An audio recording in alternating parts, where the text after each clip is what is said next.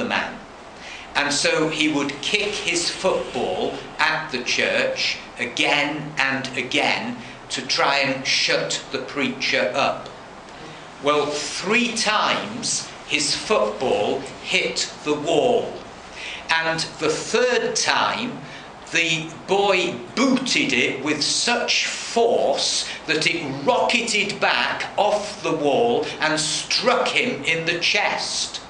His chest swelled up, and the pastor came out of the church and prayed for him. They took the boy into the church. He responded to the appeal, and he got saved. There were only 12 people in the meeting, but that rascal who got saved that day was Benson Idahosa.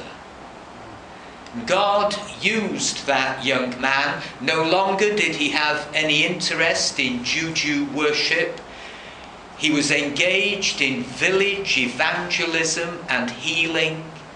He had a vision when God woke him up and said, "The gospel around the world with signs following, I want you to take it." And Benson Idahosa, at the age of 36, was the leader of over 300 churches. By 1980, his was the largest Christian TV outreach in Africa. God used him to raise the dead. Now that's not the work of a man. That's the work of the Holy Spirit of the living God.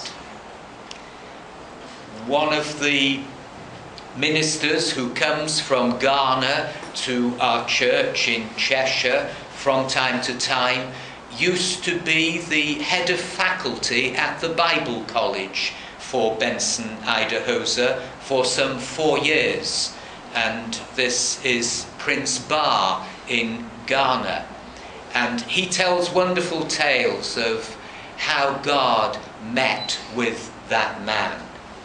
Now, we've been considering revival, and we were looking last time at a great revival under good King Hezekiah. So would you like to turn again to chapter 30 of 2nd Chronicles? 2nd Chronicles and chapter 30. And under Hezekiah, they celebrate the Passover again. In any genuine revival, the focus will be upon the lamb that was slain. And again, under Hezekiah, after years when the temple doors had been nailed shut, again they slaughtered the Passover lamb. And when people are hungry for God and revival begins to kick in, the focus will always be upon the lamb slain from before the foundation of the world. And the invitation went out in Hezekiah's day nationwide to come to the temple and celebrate the Passover. Now, Christian, there's one here greater than the temple, Christ, our Passover lamb. If they could be revived under the old covenant in Hezekiah's day, should not we be revived under the new covenant in this day of grace? So chapter 30 and verse 6.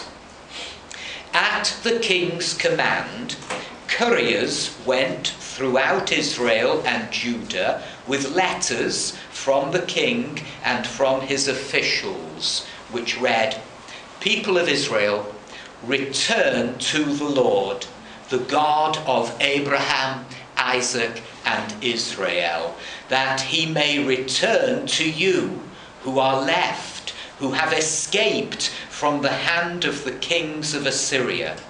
Do not be like your fathers and brothers, who were unfaithful to the Lord, the God of their fathers, so that he made them an object of horror, as you see. Do not be stiff-necked as your fathers were. Submit to the Lord. Come to the sanctuary which he has consecrated forever. Serve the Lord your God, so that his fierce anger will turn away from you. And if you return to the Lord, then your brothers and your children will be shown compassion by their captors, and will come back to this land. For the Lord your God is gracious and compassionate. He will not turn his face from you if you return to him.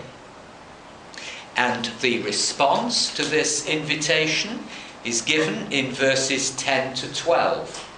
The couriers went from town to town in Ephraim and Manasseh, as far as Zebulun, but the people scorned and ridiculed them. Nevertheless, some men of Asher, Manasseh, and Zebulun humbled themselves and went to Jerusalem. Also in Judah, the hand of God was on the people to give them unity of mind, to carry out what the king and his officials had ordered, following the word of the Lord. Some people responded. God gave them unity of mind. There was a oneness as they came together to carry out his command. And the result was they were being revived.